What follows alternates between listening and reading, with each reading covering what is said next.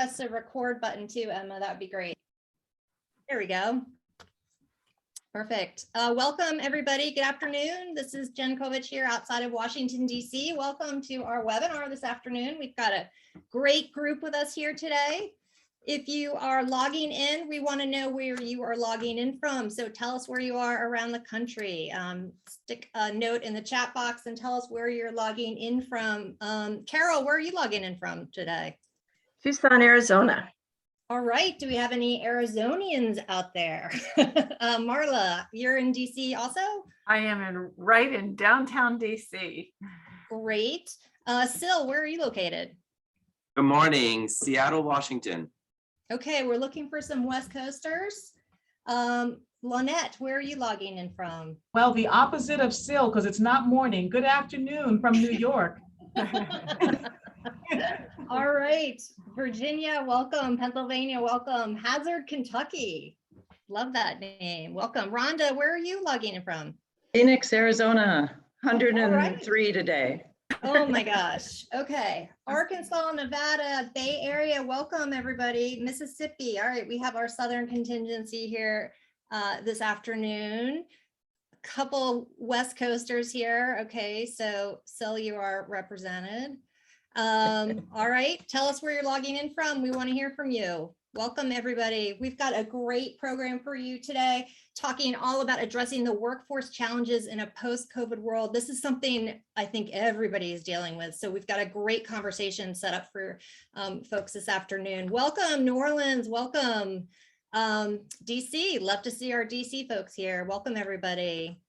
A lot of San Francisco, Minnesota. All right, great to see you guys out there. Great, good to see the Midwest.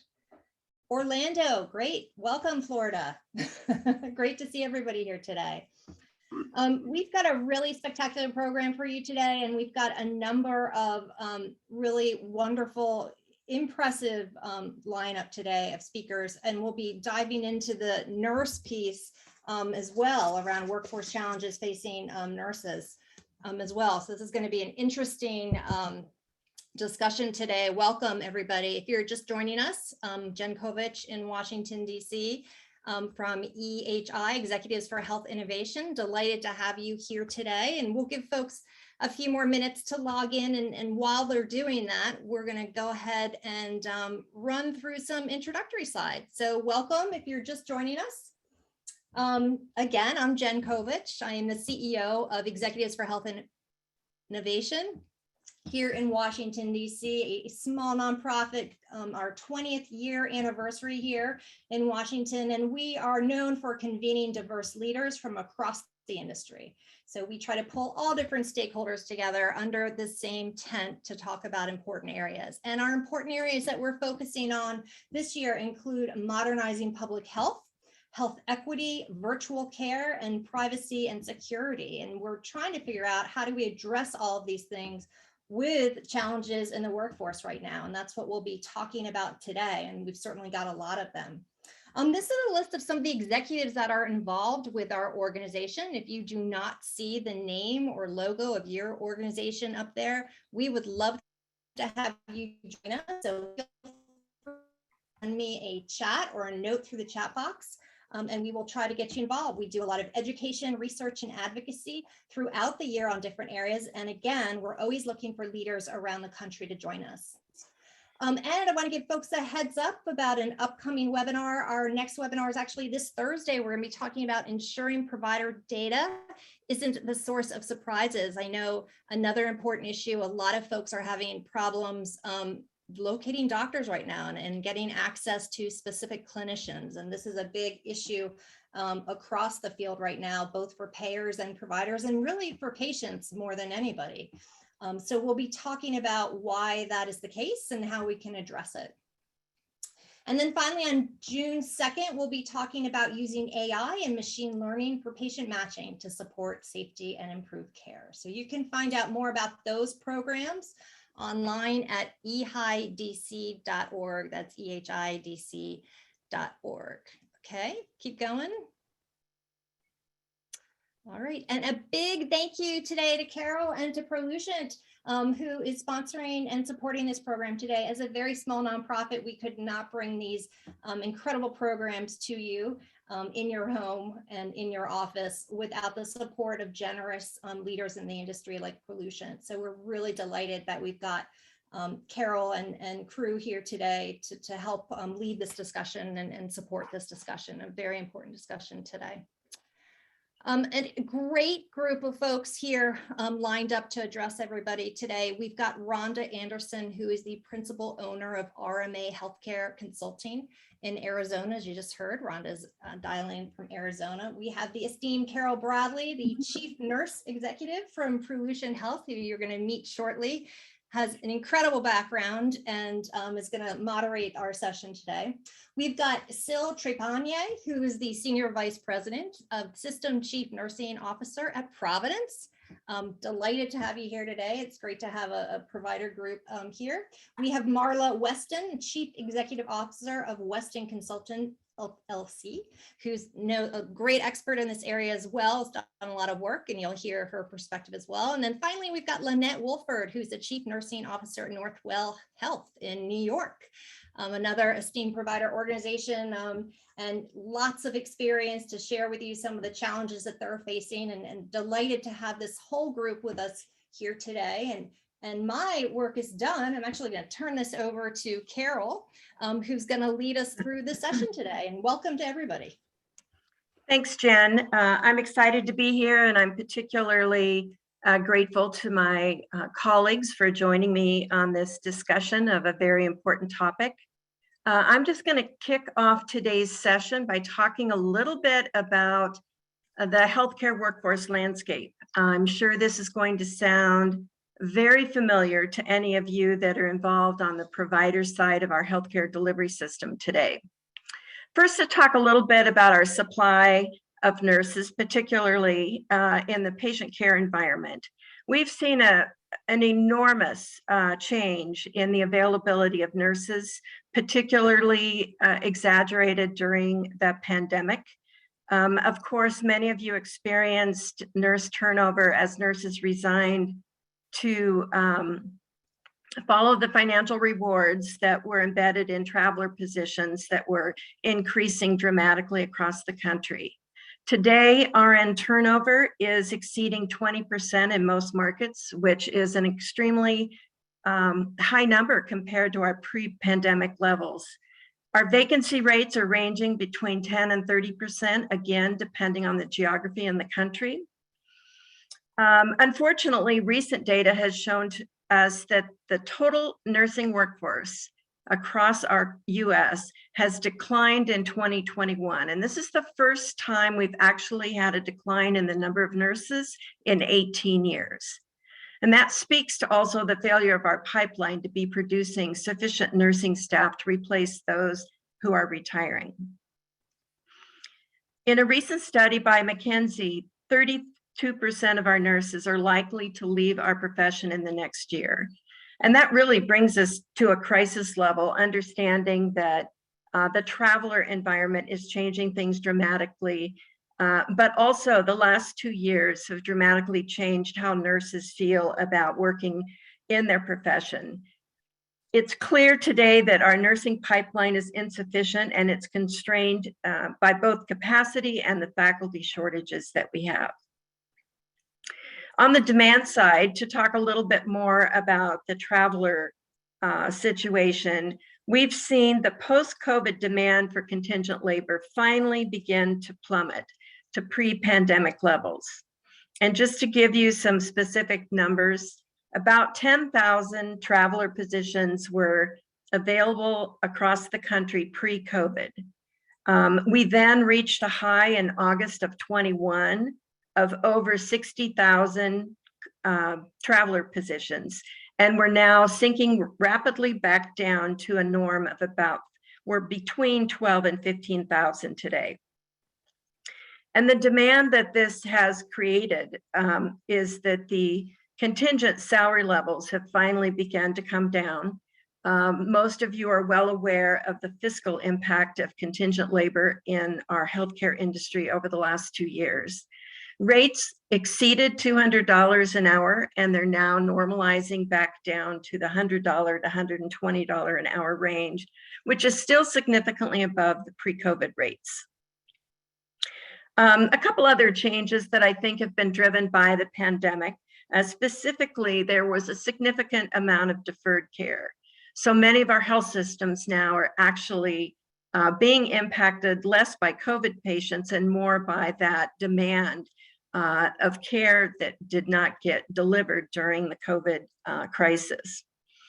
Lastly, nurses are realizing that there are rapidly changing roles and career opportunities that relate to new models of care, so the traditional inpatient hospital environment is not the only employment environment that nurses might pursue.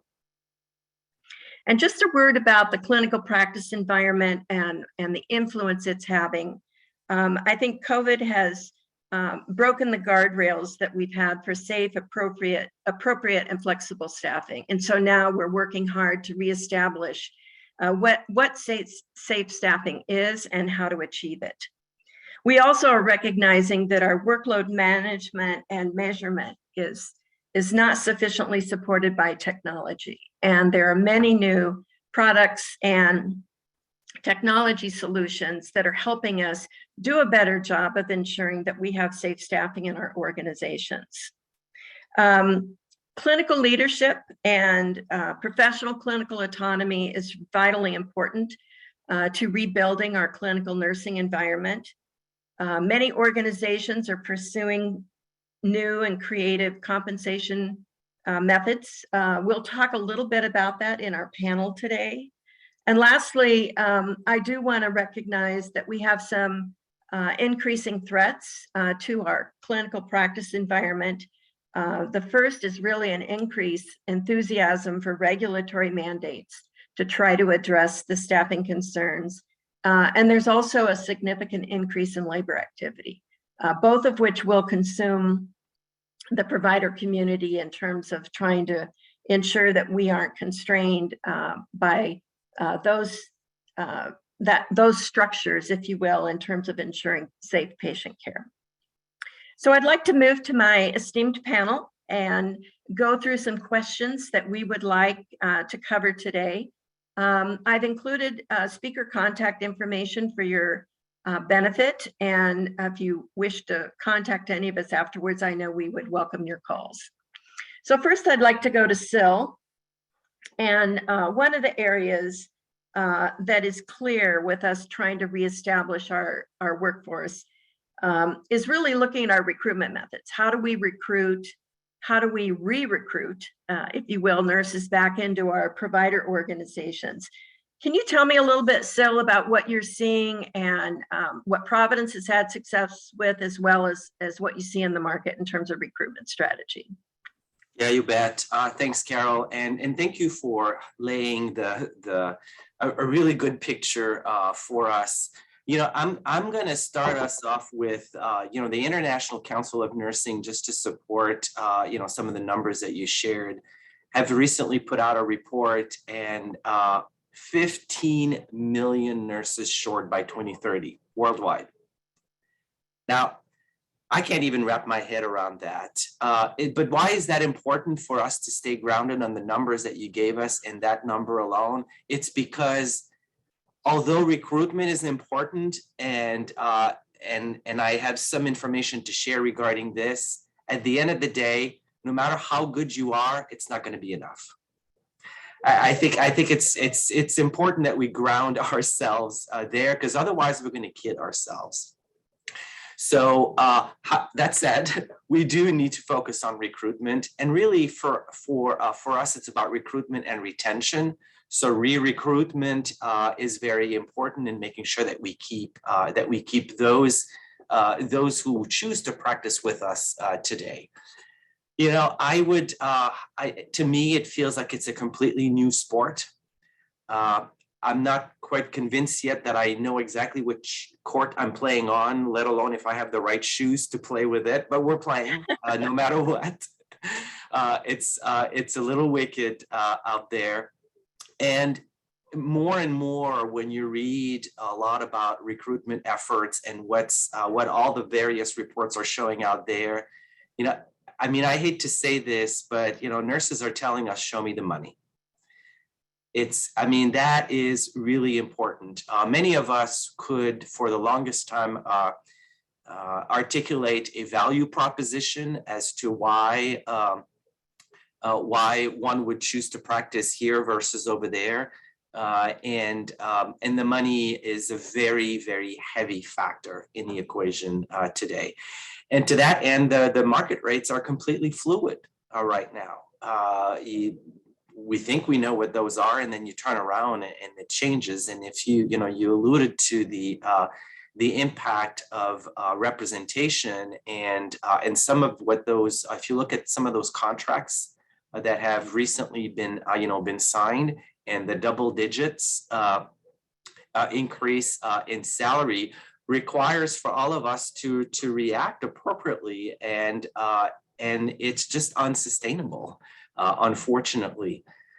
So I would say, though, that between now and then, as we focus on, particularly on the recruitment side, it's very what we find that our applicants are craving for is a robust, meaningful, timely connection and a relationship through the interview process with the manager, the hiring manager, and also immediately post-offer. So those job seekers out there, they're looking for that quick access to that hiring manager, and they're looking for some very specific details about the work environment. And for big organizations that centralize a lot of their efforts, and quite frankly, some even offshored, some of those efforts, it's presenting a challenge. So for those of us who are playing in that space, you have to go back to looking at that experience that you're creating, and you'll likely find some interesting information as you go down that path. I would also argue that the best recruitment efforts today are to activate your entire care teams as talent ambassadors. So you can never underestimate a really good, robust referral program, internal referral program.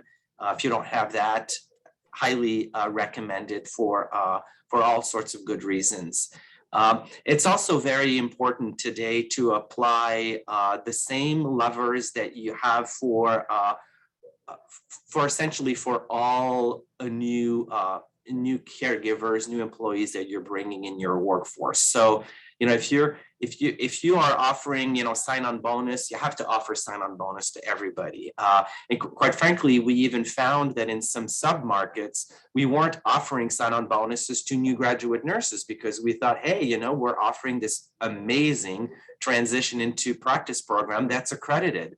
It's not enough to new graduate nurses today. They also want a sign-on bonus. Yeah.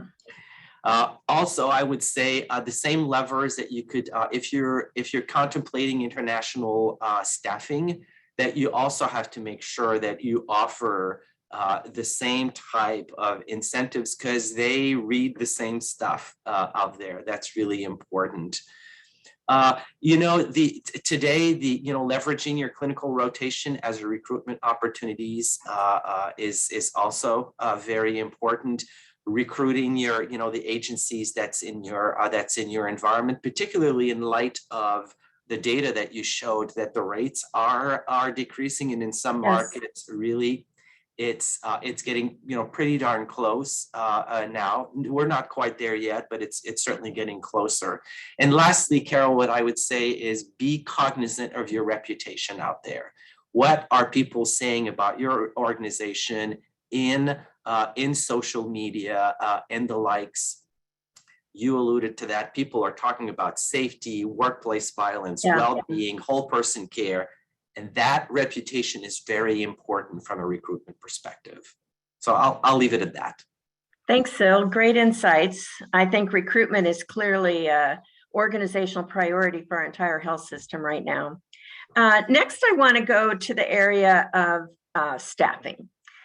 Clearly, we need new structures and methods for staffing to restore nurses' confidence around how we staff and to use more creativity in how we apply different systems. If there's one word I've heard about nurse staffing, it's about flexibility, giving nurses control over their life in a meaningful way. And Lynette, I'd like to hear a little bit about your insights into what's happening with staffing right now. What are organizations doing and what's working? Thank you, Carol. Well, this is the word of the day, every day, staffing. So thank you for bringing it up, and I hope we do have some more dialogue about this over the course of this discussion. As the CNO at a tertiary care hospital in a large health system, just for a little context, we have 18,500 nurses in our health system here at Northwell Health, and so this conversation is quite fluid. There are 5 things I think I want to say with regard to achieving the goals of care and what methods can help us get there. What I'm not going to go into right now, and my colleagues might as we go further, is about different staffing models, and perhaps we'll talk about that and what's creeping in. But as you mentioned, there have been factors that have impacted us financially, and such as the travel and premium dollars. And so it's forced us into this conversation. So the first thing, I'm going to start with what I think is the lowest hanging fruit, probably the easiest thing, and then probably get a little bit more complex. Inclusion of patients and families.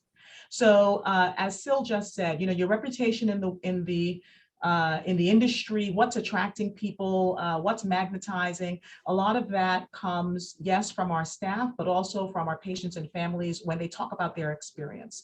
And so I think it is incumbent upon us, perhaps more than ever, to really look at whether we're having person-centered care models and what that really looks like and how much we're including families, especially, not just patients, in the plan and the structure of care, because their dissatisfaction is going to have a negative impact on our staffing. It causes stress on the existing staff, and it's a repellent for potential new staff that we are so diligently trying to recruit. And on a softer note, I would add that more and more I hear staff, our staff nurses saying that when the family member is present, that at least they feel like there are some safety measures that are accounted for that give them a little bit more flexibility. So if it's falling or communication or something like that with the patient, they're having a family member there allows the nurse to feel like there is someone who can communicate those things to the nurse, even in between the nurse's rounds, right? And I bring this up because we are coming off of a period of a pandemic where visitation has been restricted for many of our organizations, and some nurses have never really worked in an environment where visitation was normal. And so it's a whole cultural piece about including patients and families and helping everyone to understand how this does impact staffing in real time and going forward. Interprofessional collaboration is the second component that I wanted to bring up with regard to methods for achieving the goals of care as we talk about staffing. Because oftentimes, I'll give you an example. On one of our critical care areas that's very busy, it's a neurosurgical area, our staff, the nurses on the unit were saying that they thought they needed more staff because of how frequently the cadence of patients going on and off the floor to procedures, who was going home and things like that.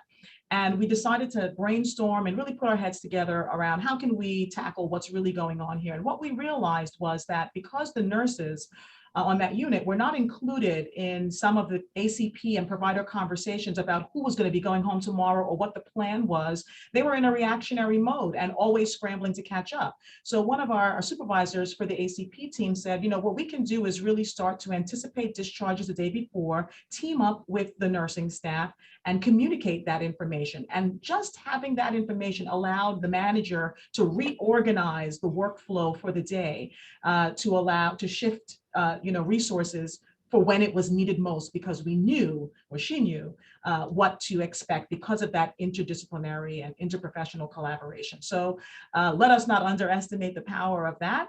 While I stay in the interprofessional collaboration realm, I want to point out a model that we have used here very successfully, and it's called the Clinical Impact Nurse Practitioner. And we also have a Clinical Impact RN model in our health system. So just to quickly point out what they are, these are nurse practitioners or RNs, as I've mentioned, who for the clinical impact nurse practitioner, for example, what that person does is go around and see patients who are perhaps a little unstable, patients who have had an RRT in the past 24 hours. The goal is to help provide the care they need where they are and to prevent the need to bring them back into critical care settings where staffing is particularly challenging. And so stabilizing and getting in front of their needs so that we can provide a safe level of care in a lower level of care environment. Lynette, I know, Mhm. excuse me, I know Northwell has been really creative about your support staffing with float pools and your flexible pool that you use. Could you just describe that a little bit? Because I think many health systems are pursuing those types of staffing alternatives. Yes. So we recently made a couple of strategic efforts that I can share quickly. We centralized our per diem pool across many of our hospitals.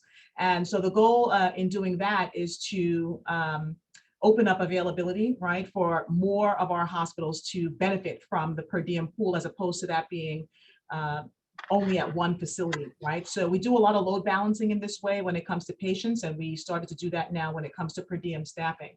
We also, which I was going to mention, we also have started to utilize a continuum of care orientation model. And so that is, when you talk about the float pool, the goal there is to move away from the idea of orienting and bringing nurses on only to understand one component in the continuum of care, and rather, for example, for our oncology nurses, it's a good example, we, as part of their orientation, they are oriented, yes, to the acute care unit that they're working in, but they also go to the infusion center. They go out on our home care with our home care team. They visit other outpatient locations that are included in the course of care for oncology, giving them a broader understanding and a greater ability to flex, right, and work in settings other than Right. just the narrowest scope, for which they've been hired. That's great. Thank you, Lynette. Thank you. Another area that I see health systems responding to now is to really rethink their comp and benefits and how we reward nurses. And I think this is, again, in response to the last couple of years and the both the strain of what our nursing staff has been through, but as well recognizing that our reward systems have been insufficient to really recognize the contribution our clinicians have made. Rhonda, can you tell me a little bit about what you're seeing across the country in terms of benefits, compensation, and how reward systems are changing for nurses? Sure. Thanks, Carol, and thank you for asking us to be here. I'm actually going to talk just a little bit about that, but set some provocative thoughts forward for everybody, because today is not going to be the same as a year from now. And as we think about our current compensation systems, where's the money coming from? We already lost, almost all of our hospitals have had some losses because of what they had to do to pay for travelers, et cetera. So what is the basic approach to compensation? And I believe that what we have to do, and talking with some of my colleagues across the country, what we're talking about is, what's your model of care, like Lynette was talking about? And then what's the compensation piece that supports that? And how does the CNO really educate the CFO and their other C-suite members as to what's important to maintain and sustain the model, the outcomes of patient care, and the quality of your organization, and as Sil was saying, the reputation. So all of those things are a part of this formula. You can't just drop in a compensation approach and then think that all the rest of that's going to happen it really has to align and as you go forward. So as I think about this, I want to go back to what's the value of nursing? Now in hospitals, they come to hospitals for nursing care. They could have everything else done on an outpatient basis. So one of the things that's been talked about in a variety of places across the country, and there are some researchers working on it, is resurrecting, if you will, Anne Van Slyke's work on removing nursing from the room rate and really identifying not only the value of nursing, but the outcomes that they bring in the clinical quality of care in order for the organizations to receive their compensation. So if you haven't thought about that, I'd ask you at least to go back and look at a little bit of Anne's work. It's out there in a lot of publications, and see how it maybe fits with what you are doing in your organization. And maybe it doesn't, but there is some national research going on, and there will be some outcomes from that. And maybe that will be something that we move forward as a very large nursing group across the country.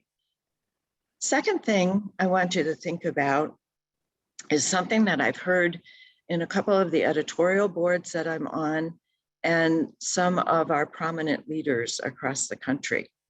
And that is, why are nurses employed by hospitals? Why are they? Just because they always have been? And there's an answer to that some people are saying, and that is not the current travel nurse model. So I want to be really clear about that, but a professional practice group model, just like some physicians have done before. Many of them were employed by hospitals and credentialed and work with the hospitals and bill for their services. So think about that. And then it could come into the group, and the group could disperse from a compensation perspective to their nurses within their group. So they have their practice group. So there is some conversation going on about that. I don't want you to think I was smoking something.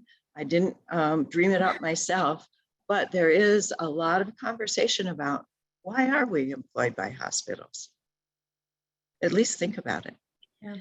The next piece is around, does every patient have to be in the hospital? And couldn't nursing really form groups to care for them outside the hospital? Now we know during the pandemic, hospitals at home became a part of the way to have a safety valve, if you will, for patients and not have them in the hospital.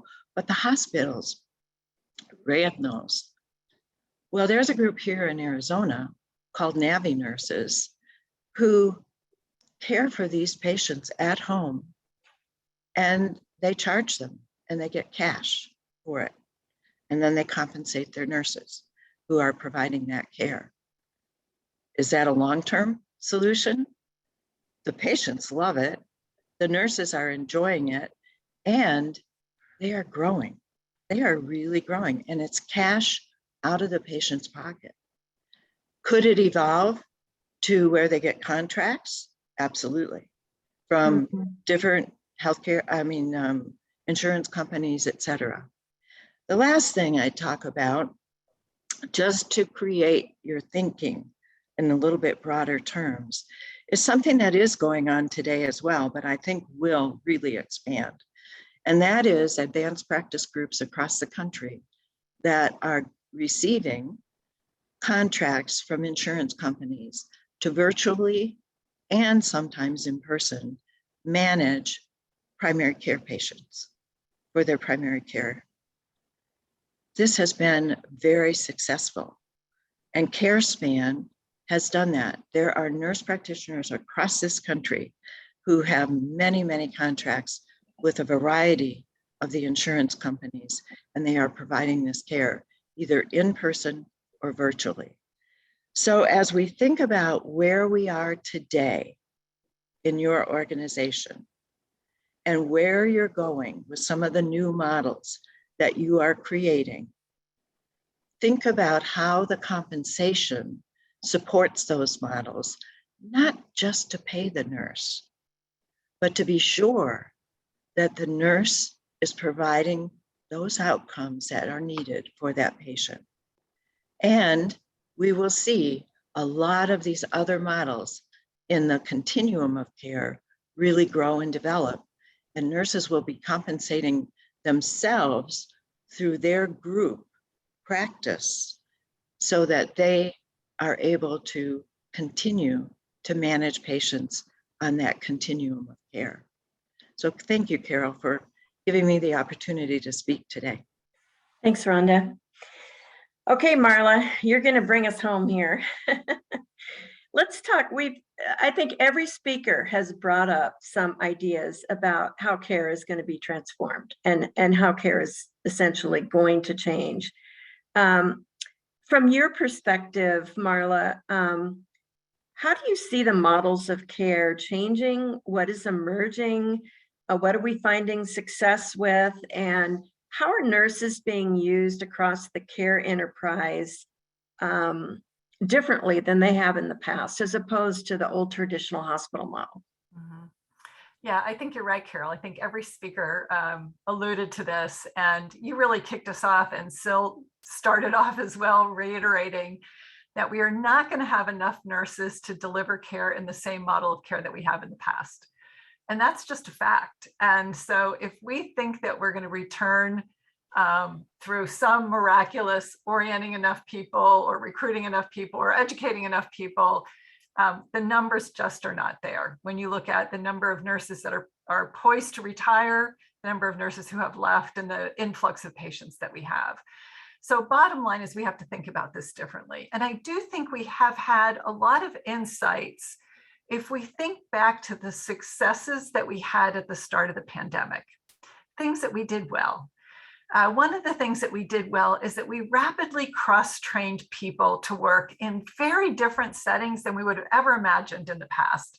You know, we had OR nurses working in the ICU. We had CRNAs there. We had physical therapists there helping to turn people. A lot of us call that team nursing. I had one nurse say to me, for the very first time in my life, I feel like I was a primary care nurse, where I was managing the patients, and then I had a team of people who were helping me. Someone else described it in an interesting way that I think gives us some insights, and they called it pyramid nursing, where you have the person with the most expertise working most closely directing the care, and then a team of people kind of with successive levels of skills, kind of surrounding the patient in concentric circles, with the family maybe as that outer ring, right? In some ways, maybe the family is the inner ring because they know the person most. And so I think even as Lynette talked about, you know, sort of these particularly skilled registered nurses or APRNs at that front line of care and changing the model, that's what I see people beginning to look at, and I think that's an option.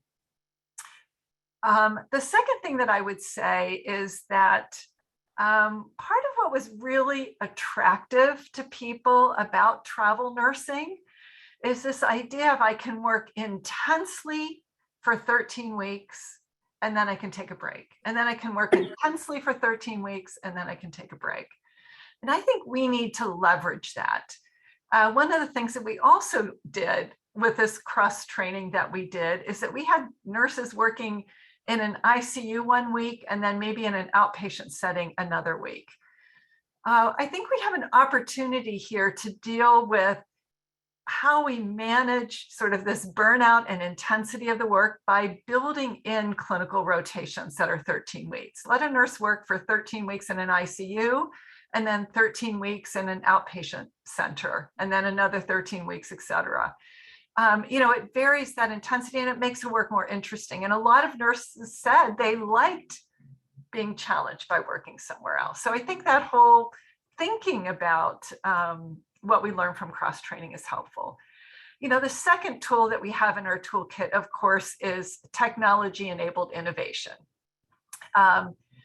Everything from virtual sitters, where one person can sit in a room and sit for a dozen or 20 patients, to using robots, to the EICUs. I mean, all of the technology that's out there, and really thinking about how do we leverage this? How do we leverage this in a way that works for us, right? We've had a lot of technology imposed on us that didn't work for us. What can we design that's going to really support our practice? And then the third thing I think both Sil and Lynette talked about is this central deployment of nurses. You need to have a pool of nurses that are available and ready as census goes up, as demands go up, as work needs vary. I think one of the things that was inspiring to me at the start of the pandemic was the number of nurses that came out of the woodwork to help in vaccination clinics.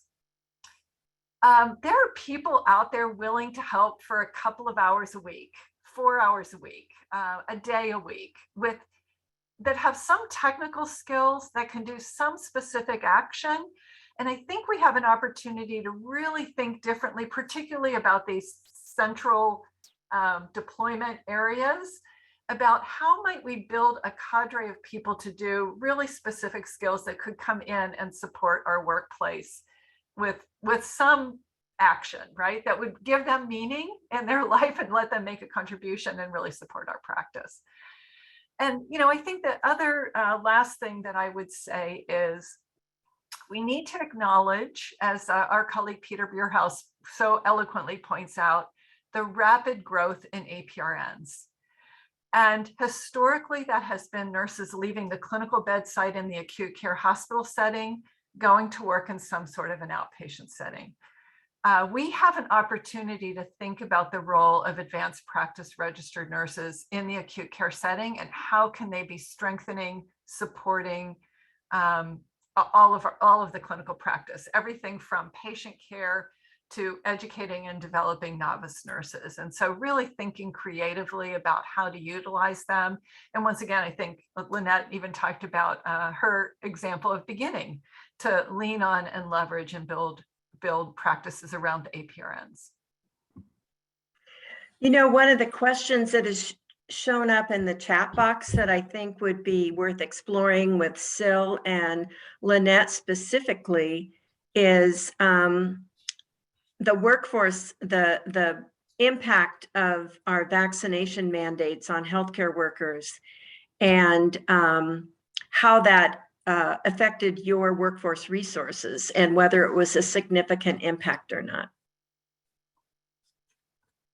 That's a great question. I can certainly start us off. I would say, high level, I would say that it had very minimal impact for us. We think it had very minimal impact at its onset. It's hard to say if long-term some of the people who left may have left because of that, but they really haven't told us. But from what we know internally, it had some impact, but not enough to make it significant. Now, think about it's likely location driven in the states in which you practice. We're mainly on the West Coast. I think that there's something to be said for that, whatever that means. But there's some there's cultural perspective. I think that influences that. I would agree. Lynette, what was your experience on the East Coast? Yeah, I would agree with Sil and say the impact was in fact minimal. Yes, some nurses and others chose to leave the workforce. Quite frankly, I did see a significant number coming back shortly thereafter. But what I will say is that while it may not have impacted the workforce in terms of exodus or departure over the vaccination, the stress and the cumulative stress of the vaccine mandate, obviously the pandemic surge, the workforce decline, I think we have to pay attention to that and how it is one of several factors that has an indirect impact to a level of stress that could be contributing to burnout and to departure from clinical practice. Great. Another question I'd like to pose to the group, since we have a little bit of time, is I think traditionally healthcare organizations have made investments in the pipeline through relationships with academic organizations and internal tuition programs, reimbursement, tuition funding, et cetera. Given that the pipeline is such a concern right now in terms of the availability of future nurses, what investments do you feel the provider organization should be making over time to help build and invest in the future workforce? Anyone can answer that. I'll start. I'll maybe start by Thanks, answering Marla. that.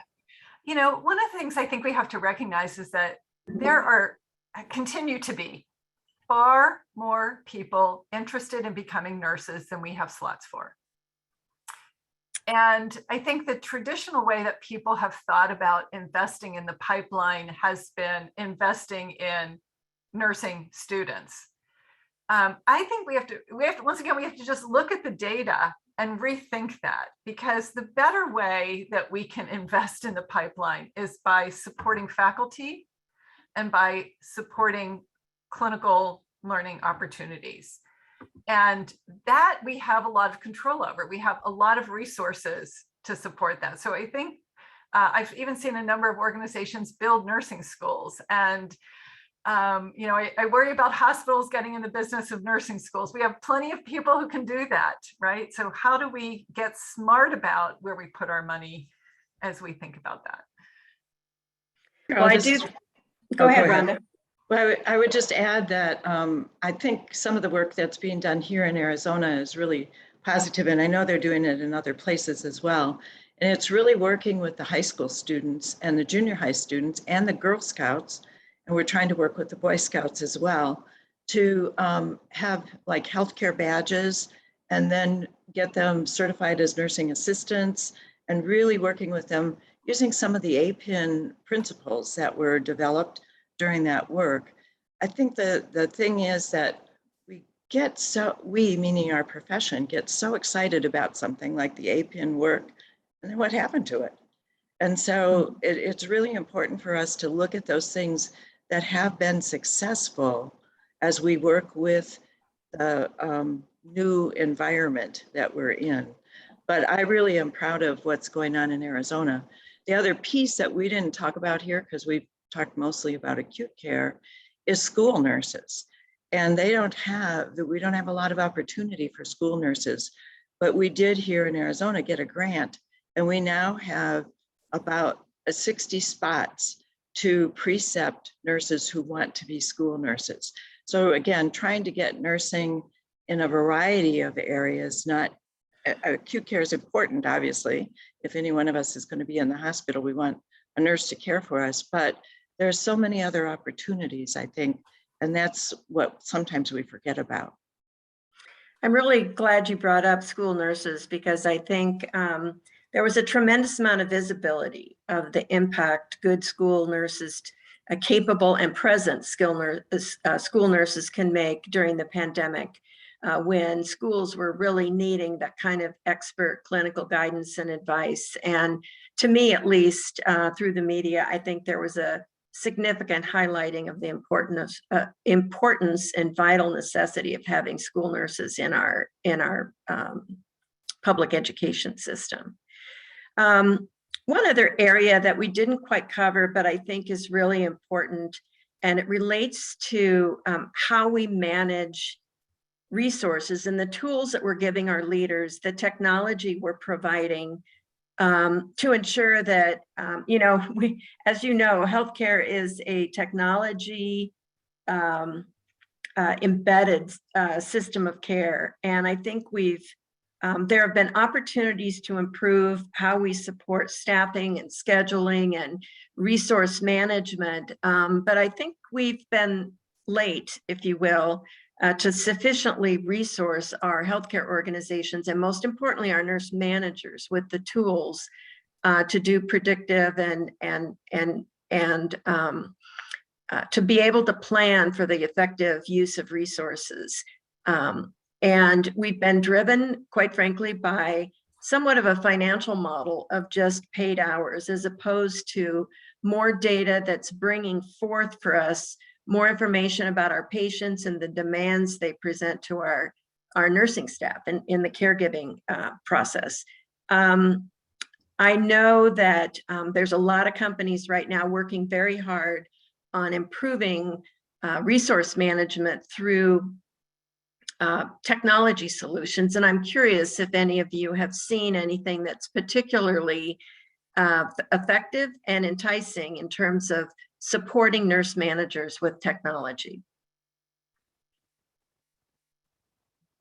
Hey, Carol, still here. I don't know that I'm able to, to call out a particular tool per se, but I will say though that even within the constraint of whatever it is that you're using right now, I mean, chances are, your staffing, scheduling and the likes could potentially be with, a Kronos-like type organization. And then you have, even within the constraint of using what you have today, I would say that we have been able to work very closely with our IS and our IT team internally, and we have fully leveraged and deployed predictive scheduling, and probably more importantly, predictive hiring.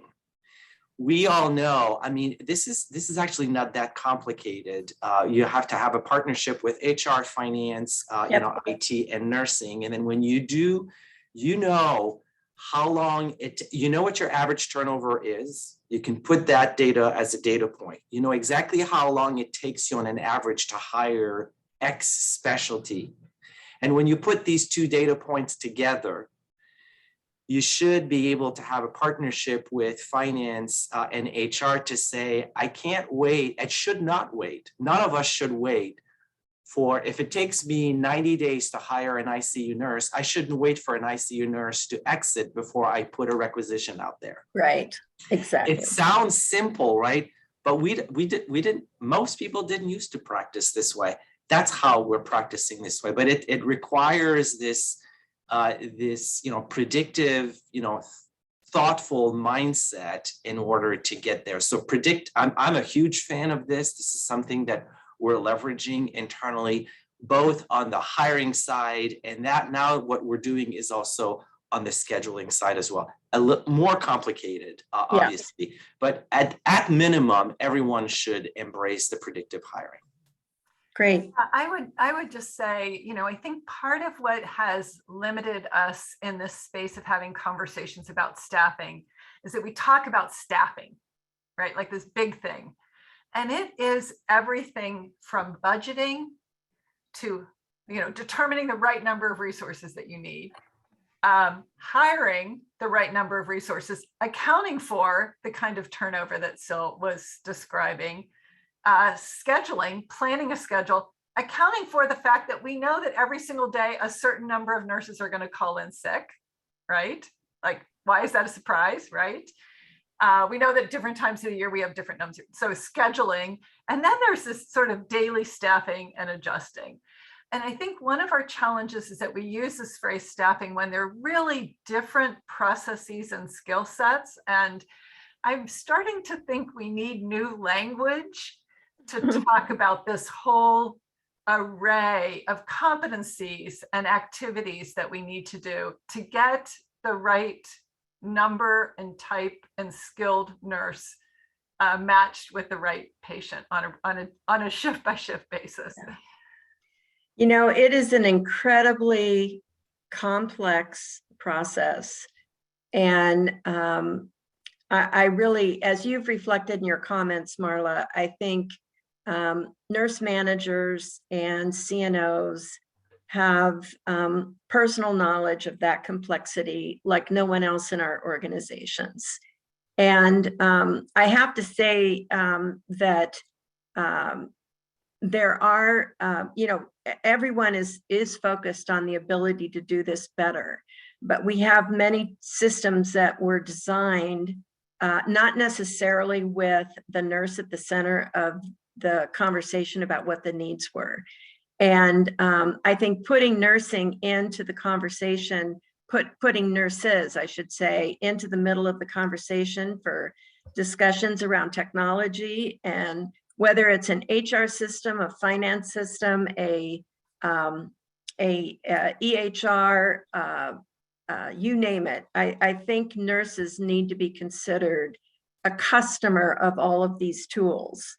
One statistic that shocks me is that we have, for example, just a little data point, we have applicant tracking systems that are abandoned by applicants at a rate of 60 to 80%. And what that tells me is we have an applicant tracking system that is actually doing the exact opposite of what it's designed to do, which is to bring people into the organization. So when you have those kind of barriers in our complement of our technology, I think we have room. I think nurse leaders need to insert themselves into these conversations about how the tools around nurses in the clinical environment and in the administrative environment are designed to support the functions that we're responsible for. Could I yes. just add, I'd love to add one thing. As you know, Sure. I was with Banner's Children's, and the seasonality in a children's hospital is unbelievable, as most of you know. But you said we should be at the table. I agree. I think we should be the convener. And that's what we did when I was with the Children's Hospital. The HR person, the finance person, and all my nurse leaders. And we did the budgeting like Marla was talking about and had it all out there. But then we used the predictive indicators that Sil was talking about to do a retrospective review of how we really achieved what we said we were going to, and predicted the next month and the following months, et cetera, and had a rolling work group that did that, but convened by us as the nurse leaders. And I would just challenge us to do the convening. Great suggestion. There is a detailed question in the chat, Rhonda, that's directed to you relative to your comment about patients, do they all need to be cared for in hospitals? And the question is about telemedicine and whether there are telemedicine tools or systems that can help address staffing challenges. So I'll just use another example of when I was at Banner, and this was way before COVID, when the payment mechanisms, pay for performance, started, and cardiac patients, adult cardiac patients were part of that. What we did was created a team that had a nurse, a coach, a health coach, and a pharmacist. And we gave every one of our cardiac patients an iPad. And they had to do all of their vitals and meds and everything. But they had to call in once a day and have a contact with this team. And then we could reinforce what they needed, et cetera. But the two great things that came of it were, one, we decreased readmissions tremendously because they had a contact team and it was remote. And the second was they always had to call in once, but they could call in as many times as they wanted. And so let's say we talked to them at 9 in the morning and at 4 in the afternoon, something was going on. And we, the nurse, practitioner, the coach, and the pharmacist could be called up, if you will, have that FaceTime with them and really help them. They loved it. The satisfaction was incredible. And the health needs were met in a much different and appropriate way. Great. We're almost at the close of our time today. I want to give each of my panel members about 30 seconds to very succinctly give our audience a kind of the top priority from your lens in terms of what health systems should be doing to address their workforce challenges. And I'll start with Marla. This is what I would say. You know, anytime you have a breakdown, there is an opportunity for a breakthrough. And we have a gorgeous opportunity as a profession of nursing to leverage this moment in time to redesign the system to create a more professional practice for our nurses. Great, thank you. Sil, what about you? What a perfect opportunity to lead with the intent to leave a legacy. So I'm actually excited. At the same time, I'm very nervous, and at the same time, I'm very I'm anxious. Right, all of the above. And I really appreciate how Marla explained it. I'm right there with with her. Right now, the work is about caring for those who care. That's the most important work. Great. Lynette? I would just say nothing ventured, nothing gained. That's my takeaway. So, right. So we have to take risk. This is the time to take it. I think we've talked about the important components: skill mix, academic practice partnerships, including nurses' voices, staff nurses, direct care nurses in the decision-making, and more. Thanks, Lynette. Rhonda? Everybody has said it so nicely, but I would say something in a little bit different way. Stop saying we need to go back to, and recognize that we can create and should create the future. Great. I want to take just this last moment to thank all of my colleagues for being willing to say yes, which is, I call on my colleagues frequently to participate, and sharing their knowledge with the industry, I think is a rich and generous thing to do. So I thank you all for spending time on this call today. And I hope our audience I have no doubt that our audience has found value in your experience and your perspective. So thank you all. And Jan, I'll turn it over to you.